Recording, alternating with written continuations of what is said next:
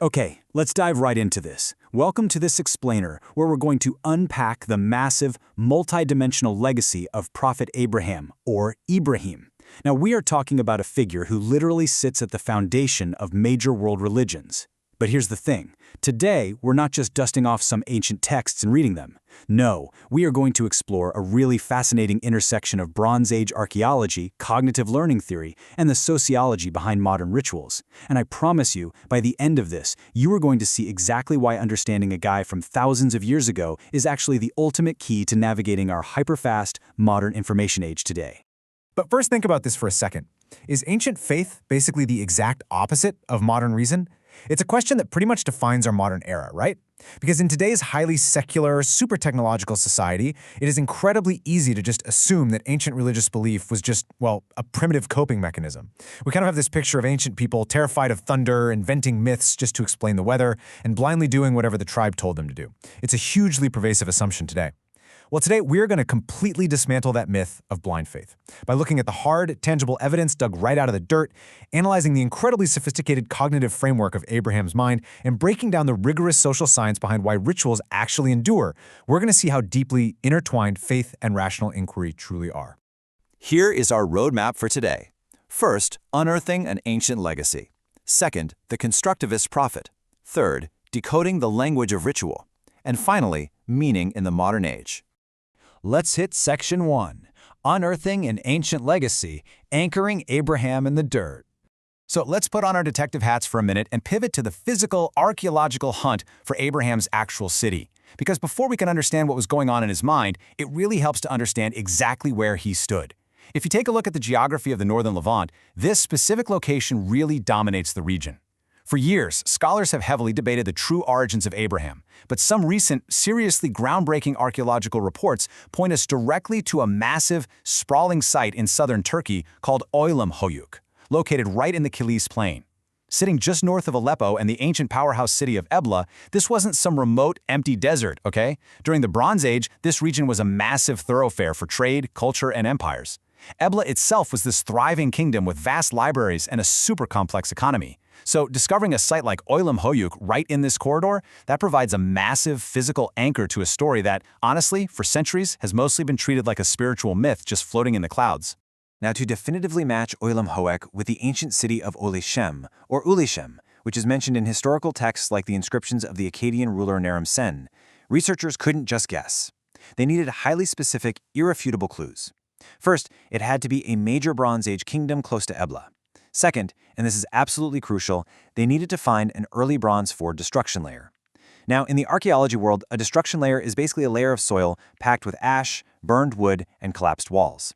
It essentially freezes a specific moment of violent conquest in time, proving the city was brutally burned to the ground right around the period in question. And finally, they needed a hard, textual proof to tie the whole shebang together. And guess what? That proof arrived recently as old Babylonian cuneiform tablets discovered right at the site itself. Finding actual administrative and historical text in the dirt is basically the archaeological equivalent of striking gold. It transforms a neat theory into a heavily corroborated, undeniable historical reality. In fact, according to the official excavation reports, Oylam must be regarded as the center of the Kilis Plain. This is incredibly significant because it perfectly matches the ancient scriptural descriptions of Abraham's Olishem being located at the head of the plain. Think about how much this profoundly shifts our perspective. Often, we picture Abraham as just a simple, wandering desert nomad, totally isolated from civilization. But the physical dirt tells a completely different story. It places him at the very center of a bustling, deeply significant, highly cosmopolitan Bronze Age hub. He would have been surrounded by competing empires, intense trade networks, and incredibly complex societal structures.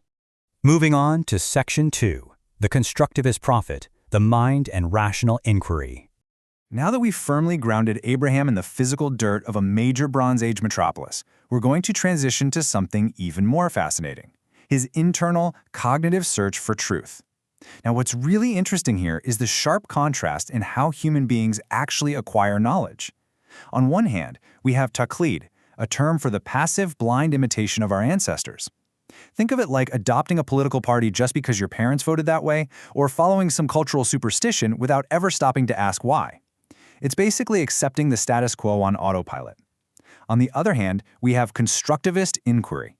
This is an active, highly rational, and deeply reflective process of meaning-making, where you build your own understanding from the ground up.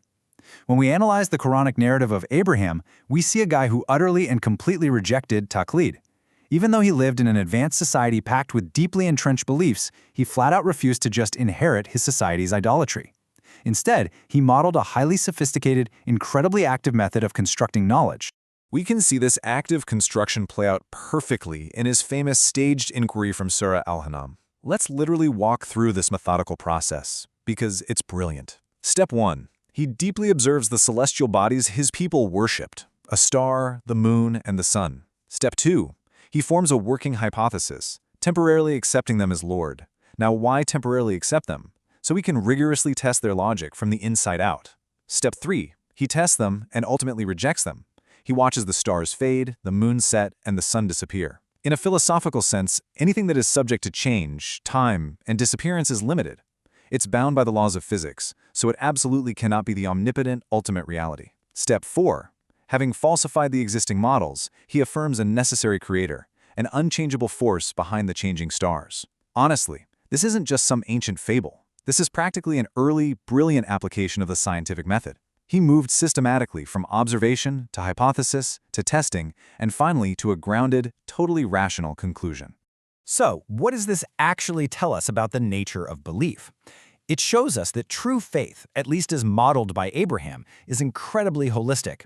It seamlessly integrates three distinct domains: the cognitive domain of deep, rigorous reasoning, the affective domain of experiencing genuine awe at the universe, and the behavioral domain of actively turning away from false idols. And Ibrahim's rational approach wasn't just some private, personal spiritual journey. It was a deliberate, incredibly powerful pedagogical tool.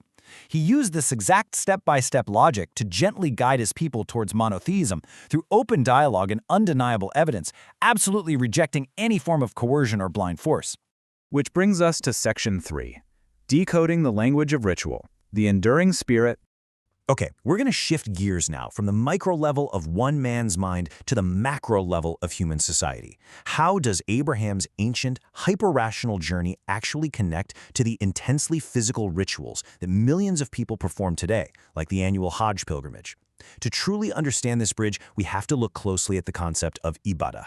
Directly translated, it means ritualized devotion or servitude.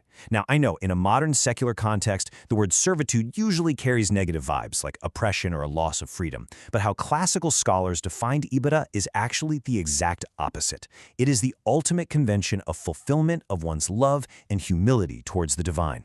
Defining this clearly bridges the intellectual journey we just talked about with physical rituals. It proves that religious acts are not irrational, primitive habits from the caveman days. Actually, they're deeply calculated, liberating expressions of our absolute highest emotional and intellectual states.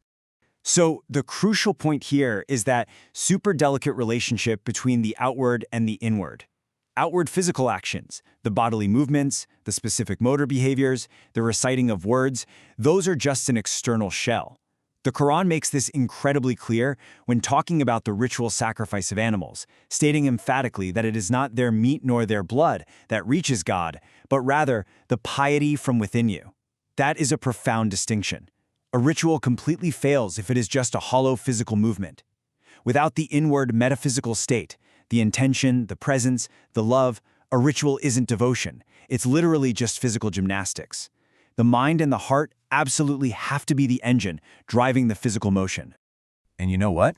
This ancient understanding of ritual perfectly aligns with modern sociology. As the prominent scholar Catherine Bell puts it, ritual is a vehicle for the construction of relationships. Rituals are basically a profound physical language that we have to decode. They express vast, complex arrays of meaning, humility, and emotion that completely transcend the limits of just talking. Sometimes words just aren't enough. Think about a totally modern, non-religious ritual, like a university graduation ceremony. Walking across a wooden stage and moving a little tassel from one side of a hat to the other doesn't magically download knowledge into your brain. But that highly structured, physical ritual constructs a brand new relationship between the student and society. It signifies a profound transition of status that words alone just couldn't capture. And that is the enduring power of ritual, stepping in right where language ends. And finally, Section 4, Meaning in the Modern Age, Constructing Our Own Legacy. Let's zoom out now and look at the big picture. You might be wondering, okay, why does this Bronze Age legacy and all these concepts of ritual and constructivism actually matter to us today in a highly industrialized, digitalized society? A lot of people today confidently claim they've totally outgrown rituals. But take the handshake, a gesture we do almost every single day. It's a ritual. It's a single physical gesture that bundles up courtesy, trust, non-confrontation, and mutual peace into a split-second movement. Historically, offering an empty right hand proved you weren't holding a weapon. Today, it still magically establishes trust. Our daily, everyday secular lives are already deeply built on the profound power of ritual to construct meaning and maintain social order. We haven't outgrown rituals in the modern age. We just practice different ones without even realizing it. And what about Abraham's incredible rational mind? Honestly, we need his constructivist method today more than we ever have in human history. Think about our digital age. We are constantly flooded with an overwhelming tidal wave of information, deep fakes, algorithmic echo chambers, and rapid-fire clickbait.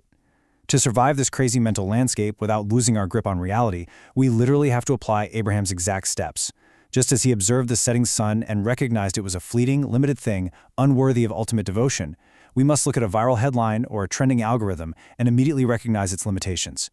We have to actively interrogate our sources, heavily manage our information diets, evaluate claims critically, and create responsible digital outputs. Just as he boldly refused to blindly accept the physical idols of his time, we must absolutely refuse to blindly accept the digital idols and the endless stream of misinformation in ours. Which leaves us with a really critical question. We've journeyed today all the way from the ashes of a Bronze Age city buried in the dirt, through the brilliant, rational framework of an ancient prophet's mind, all the way to the enduring physical rituals that still shape human society right now. By deeply understanding how intense rationality is required to find truth and how physical rituals express our deepest, unseen realities, we have to pause and ask ourselves, what symbolic, ritualistic actions are you performing today to construct truth and meaning in your own life? Seriously, take a close look at your daily routines, your habits, and your information diet. Are they actively leading you to clarity and real connection, or are you just engaging in the blind imitation of the modern world? Thank you so much for exploring this with me, and as always, keep questioning everything.